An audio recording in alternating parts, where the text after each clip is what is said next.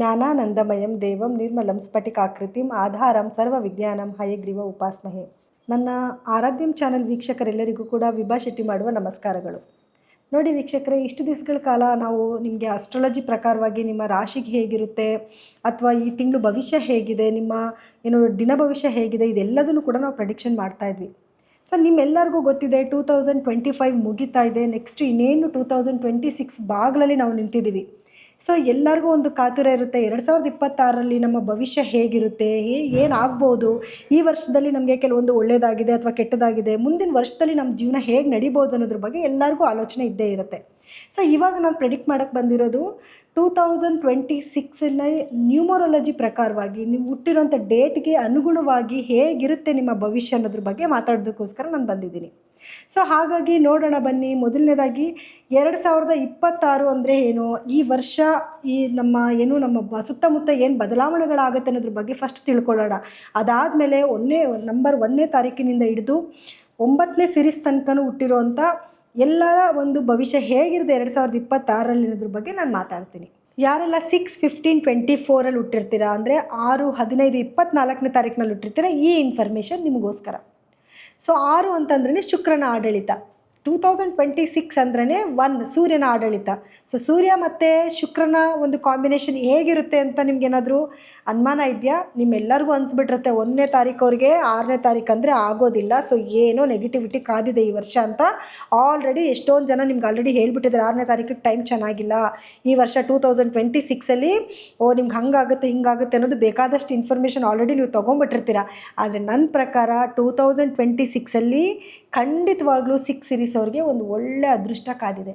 ಅದು ಏನೇನು, ಯಾವ್ಯಾವ ಫೀಲ್ಡಲ್ಲಿ ವರ್ಕ್ ಮಾಡ್ತಿರೋರಿಗೆ ಹೇಗೆ ಅನ್ನೋದನ್ನೆಲ್ಲ ನಾನು ಇವಾಗ ಎಕ್ಸ್ಪ್ಲೇನ್ ಮಾಡ್ತೀನಿ. ನೋಡಿ, ಮೊದಲನೇದಾಗಿ ಯಾರೆಲ್ಲ ಈ ವರ್ಷ ಅಂದರೆ 6 ಅಂದ್ರೆ ಒಂದು ಲಕ್ಸುರಿನೆಸ್ ಅಲ್ವಾ. ಸೊ ಯಾರೆಲ್ಲನೂ ಕೂಡ ಲಕ್ಸುರಿಯಾಗಿ ವರ್ಕ್ ಮಾಡ್ತಾ ಅಂದರೆ ಲಕ್ಸುರಿ ಥಿಂಗ್ಸ್, ದೊಡ್ಡ ದೊಡ್ಡ ಹೋಟೆಲ್ಗಳಲ್ಲಿ, ಐಷಾರಾಮಿ ಹೋಟೆಲ್ಗಳಲ್ಲಿ ವರ್ಕ್ ಮಾಡ್ತಾ ಇರ್ತೀರಾ, ಅಥವಾ ಜ್ಯುವೆಲರಿ ಶಾಪ್ನಲ್ಲಿ ವರ್ಕ್ ಮಾಡ್ತಾ ಇರ್ತೀರ, ಅಥವಾ ಜ್ಯುವೆಲರಿ ಶಾಪ್ಸ್ನ ಇಟ್ಕೊಂಡಿರ್ತೀರ, ಮತ್ತು ಗ್ಲಾಮರ್ ಫೀಲ್ಡಲ್ಲಿ ವರ್ಕ್ ಮಾಡ್ತಾ ಇರ್ತೀರ, ಮೋಜು ಮಸ್ತಿ ಎಲ್ಲದಕ್ಕೂ ಕೂಡ ಒಂದು ಯಶಸ್ಸು ಜಾಸ್ತಿ ಆಗ್ತಿದೆ ಅಂತ ಹೇಳ್ಬೋದು. ಮತ್ತು ಲಿಕ್ಕರ್ ಪ್ರೈಸ್ ಜಾಸ್ತಿ ಆಗೋದಾಗಿರ್ಬೋದು, ಅಥವಾ ಲಿಕ್ಕರ್ ಫೀಲ್ಡಲ್ಲಿ ವರ್ಕ್ ಮಾಡ್ತಿರೋರಿಗೆ ಯಶಸ್ಸು ಸಿಗೋವಂಥದ್ದಾಗಿರ್ಬೋದು. ಆ್ಯಂಡ್ ಹೋಟೆಲ್ ಫೀಲ್ಡಲ್ಲಿ ವರ್ಕ್ ಮಾಡ್ತಿರೋರಿಗೆ, ರೆಸ್ಟೋರೆಂಟಲ್ಲಿ ವರ್ಕ್ ಮಾಡ್ತಿರೋರಿಗೆ, ಟೂರ್ಸ್ ಆ್ಯಂಡ್ ಟ್ರಾವೆಲ್ ಮಾಡ್ತಿರೋರಿಗೆ, ಮತ್ತು ಮೀಡಿಯಾ ಫೀಲ್ಡಲ್ಲಿ ವರ್ಕ್ ಮಾಡ್ತಿರೋರಿಗೆ ಎಲ್ಲರಿಗೂ ಕೂಡ ಒಂದು ಖಂಡಿತವಾಗ್ಲೂ ಈ ವರ್ಷ ನಿಮಗೆ ಯಶಸ್ಸು ಸಿಕ್ಕುತ್ತೆ. ಮೀಡಿಯಾನೇ ಇಲ್ಲ ಅಂತಂದರೆ ಜನಗಳ ಮುಂದೆ ನೀವು ಹೆಂಗೆ ಪ್ರೊಜೆಕ್ಟ್ ಆಗ್ತೀರಾ, ನೀವು ಹೆಂಗೆ ತೋರಿಸ್ಕೊತೀರಾ. ಸೊ ಮೀಡಿಯಾದವ್ರಿಗೆ ತುಂಬ ಹೆಸರು ಬರುತ್ತೆ. ಮೀಡಿಯಾ ಫೀಲ್ಡಲ್ಲಿ ಯಾರ್ಯಾರು ವರ್ಕ್ ಮಾಡ್ತಾ ಇದ್ದೀರಾ ಅವ್ರು ಎಲ್ಲರಿಗೂ ಕೂಡ ಒಂದು ಯಶಸ್ಸು ಸಿಕ್ಕುತ್ತೆ. ಆ್ಯಂಡ್ ಒಳ್ಳೊಳ್ಳೆ ಆಪರ್ಚುನಿಟೀಸ್ ನಿಮ್ಮನ್ನು ಹುಡ್ಕೊಂಡು ಬರುತ್ತೆ. ಸೊ ಖುಷಿಯಾದ ವಿಷಯನೇ ಅಲ್ವಾ. ಸೊ 1 ಕಾರ್ ಆಗಲ್ಲ, 6ಕ್ಕೆ 1 ಆಗಲ್ಲ ಅನ್ನೋ ಮ್ಯಾಟರ್ ಇಲ್ಲಿ ಬರಲಿಲ್ವಲ್ಲ. ಖಂಡಿತವಾಗ್ಲೂ ಈ ವರ್ಷ ನಿಮಗೆ ಒಳ್ಳೊಳ್ಳೆ ಆಪರ್ಚುನಿಟೀಸ್ ಬರುತ್ತೆ. ಆದರೆ ಕೆಲವೊಂದನ್ನು ನೀವು ಅವಾಯ್ಡ್ ಮಾಡಬೇಕಾಗುತ್ತೆ, ಕೆಲವೊಂದನ್ನು ನೀವು ಜೀವನದಲ್ಲಿ ಅಳವಡಿಸ್ಕೊಬೇಕಾಗತ್ತೆ.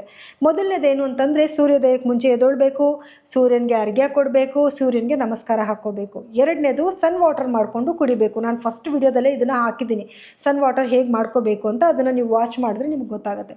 ಆ್ಯಂಡ್ ಇನ್ನೊಂದೇನು ಅಂತಂದರೆ ಫ್ರೈಡೇ ದಿವಸ ಸಾಯಂಕಾಲದ ಸಮಯದಲ್ಲಿ ಸ್ವಲ್ಪ ದಾನ ಧರ್ಮನ ಮಾಡಬೇಕು. ಏನು ದಾನ ಧರ್ಮ ಮಾಡಬೇಕು ಅಂತಂದರೆ ಬಿಳಿಯ ವಸ್ತುಗಳು ಏನಾಗಿರ್ಬೋದು, ಹಾಲು, ಸಕ್ಕರೆ, ಪಾಯಸ, ಈ ರೀತಿಯಾದ ಒಂದು ವಸ್ತುಗಳನ್ನ ದಾನ ಮಾಡಬೇಕು. ಯಾರಿಗೆ ತುಂಬ ಬಡಸ್ಥಾನದಲ್ಲಿ ಇರೋವಂಥವ್ರಿಗೆ, ಅಥವಾ ಭಿಕ್ಷೆ ಬೇಡೋರ್ಗಾಗಿರ್ಬೋದು, ಅಥವಾ ಅವ್ರಿಗೆ ಮನೆಯಲ್ಲಿ ತುಂಬ ಕಷ್ಟ ಇದೆ, ಕೆಲವ್ರು ಹೇಳ್ಕೊತಾರೆ, ಕೆಲವ್ರು ಹೇಳ್ಕೊಡಲ್ಲ, ನಿಮಗೆ ಗೊತ್ತಿರೋ ಅಂಥವ್ರಿಗೇ ಕೊಡಿ ಪರವಾಗಿಲ್ಲ, ಬಟ್ ತುಂಬ ಅವ್ರಿಗೆ ನೀಡ್ಫುಲ್ ಇರಬೇಕು ಅಂಥವ್ರಿಗೆ ನೀವು ತೊಗೊಂಡೋಗಿ ಈ ವಸ್ತುಗಳನ್ನ ಅವ್ರಿಗೆ ಕೊಡೋದ್ರಿಂದ ಶುಕ್ರವಾರದ ದಿವಸದಲ್ಲಿ ನಿಮಗೆ ಖಂಡಿತವಾಗ್ಲೂ ನೆಗೆಟಿವಿಟಿ ಕೂಡ ನಿಮಗೆ ಹೊರಟೋಗ್ಬಿಡುತ್ತೆ. ನಿಮ್ಮ ಎಲ್ಲ ಕೆಲಸದಲ್ಲೂ ಕೂಡ ಯಶಸ್ಸು ಸಿಕ್ಕುತ್ತೆ.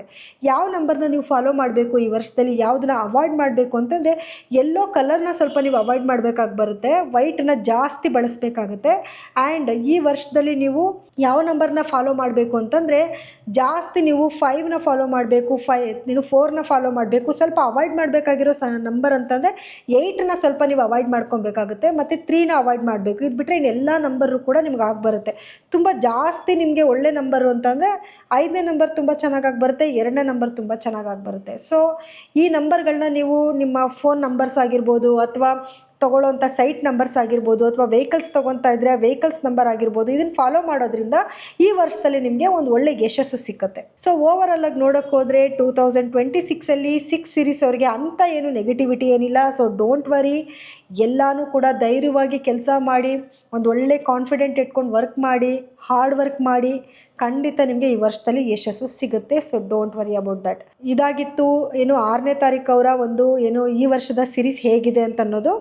ಸೊ ಎಲ್ಲರಿಗೂ ಕೂಡ ಆಲ್ ದ ಬೆಸ್ಟ್, ಒಳ್ಳೆ ಕೆಲಸಗಳನ್ನ ಮಾಡಿ, ಖಂಡಿತ ಯಶಸ್ಸು ಸಿಗುತ್ತೆ. ಇನ್ನು 7ನೇ ತಾರೀಕು 2026ಗೆ ಹೇಗಿರುತ್ತೆ ಅನ್ನೋದನ್ನು ಮುಂದಿನ ವೀಡಿಯೋದಲ್ಲಿ ನೋಡೋಣ. ನೋಡಿ, ಈ ವರ್ಷ 2026 ಅಂತಂದರೆ 1 ಆಗುತ್ತೆ ಅಂತ ನಾನು ಆಗಲೇ ಹೇಳಿದೆ. ಸೊ ಎಲ್ಲ ಒಂದು ಸಿರೀಸ್ವರೆಗೂ ಕೂಡ ಏನು ಈ ವರ್ಷದಲ್ಲಿ ನಿಮಗೆ ಎಷ್ಟು ಅದೃಷ್ಟ ತಂದುಕೊಡ್ತಾ ಇದೆ, ಎಷ್ಟು ಅದೃಷ್ಟ ತಂದುಕೊಡ್ತಾ ಇಲ್ಲ, ಪ್ರತಿಯೊಂದು ಕೂಡ ನಾನು ಆಲ್ರೆಡಿ ಹೇಳಿದ್ದೀನಿ. ನಿಮ್ಮ ಡೇಟ್ ಬೇರೆ ಆಗಿರುತ್ತೆ, ನಿಮ್ಮ ಇಯರ್ ನಂಬರ್ ಬೇರೆ ಆಗಿರುತ್ತೆ, ನಿಮ್ಮ ಸೋಲ್ ನಂಬರ್ ಬೇರೆ ಆಗಿರುತ್ತೆ, ಮತ್ತು ಎಲ್ಲನೂ ಸೇರಿಸಿದಾಗ ಬರುವಂಥ ನಂಬರ್ ಬೇರೆ ಆಗಿರುತ್ತೆ. ಸೊ ನೀವೆಲ್ಲರೂ ಕೂಡ ಬರೀ ನಿಮ್ಮ ಡೇಟಲ್ಲಿ ಇಂಥ ಡೇಟಲ್ಲಿ ಹುಟ್ಟಿದ್ದೀನಿ ಅನ್ನೋ ಈ ಸಿರೀಸ್ಗೆ ನೀವು ಡಿಪೆಂಡ್ ಆಗಬೇಡಿ. ಇದ್ರ ಜೊತೆಗೆ ಏನಾಗುತ್ತೆ, ನಿಮ್ಮ ಡೇಟ್ ಆಫ್ ಬರ್ತ್ನ ಕ್ಯಾಲ್ಕುಲೇಷನ್ ಮಾಡಿಕೊಂಡು ಬರುವಂಥ ನಂಬರ್ ಕೂಡ ಇಂಪಾರ್ಟೆಂಟ್ ಆಗಿರುತ್ತೆ.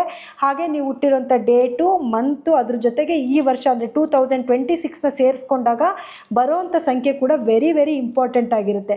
ಅದ್ರ ಮೇಲೂ ಕೂಡ ಪ್ರೆಡಿಕ್ಷನ್ನು ಕೂಡ ನೀವು ನೋಡಬೇಕಾಗಿ ಬರುತ್ತೆ. ಸೊ ಅದನ್ನು ಮುಂದಿನ ವೀಡಿಯೋಗಳಲ್ಲಿ ಸಾಧ್ಯ ಆದರೆ ನಾವು ಅದನ್ನು ಅಪ್ಲೋಡ್ ಮಾಡ್ತೀವಿ. ಖಂಡಿತವಾಗ್ಲೂ ಅದನ್ನು ನೀವು ನೋಡಿಕೊಂಡು ಅದಕ್ಕೆ ತಕ್ಕ ಪರಿಹಾರಗಳನ್ನ ಮಾಡ್ಕೊಳ್ಳಿ. ಈ ವರ್ಷ ಎಲ್ಲರಿಗೂ ಕೂಡ ಒಳ್ಳೆಯದಾಗಲಿ ಅಂತ ಈ ಮುಖಾಂತರ ನಾನು ಕೇಳ್ಕೊತಾ ಇದ್ದೀನಿ. Thank you so much for everyone. ನಿಮಗೇನಾದರೂ ಪರ್ಸ್ನಲಾಗಿ ಏನು ನಿಮ್ಮ ಇಯರ್ ನಂಬರ್ ಯಾವುದು ಅಥವಾ ನಿಮ್ಮ ಸೋಲ್ ನಂಬರ್ ಯಾವುದು ಇದನ್ನೆಲ್ಲ ತಿಳ್ಕೊಬೇಕು ಅಂತಂದರೆ ಕೆಳಗಡೆ ಸ್ಕ್ರೋಲ್ ಆಗ್ತಿರೋಂಥ ನಮ್ಮ ನಂಬರ್ಗೆ ನೀವು ಕಾಲ್ ಮಾಡಿಬಿಟ್ಟು ತಿಳ್ಕೊಬೋದು.